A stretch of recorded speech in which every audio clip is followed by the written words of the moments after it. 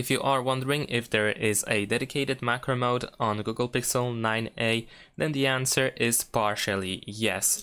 Although there is no specific mode over here in the camera that is for the macro photos, there is still a built-in feature, the built-in macro mode in the photo mode. So for example, if I'm in the photo mode, you can recognize if you are using the macro mode by looking over here in the top left corner. If you can spot this flower, it means that you are actually using the macro mode, and there is no way to turn it on or off. The phone just automatically detects when you are trying to take the picture of a small object if you are close enough, or if you keep the distance as well, because if you try to keep the camera too close, it might not work anyway.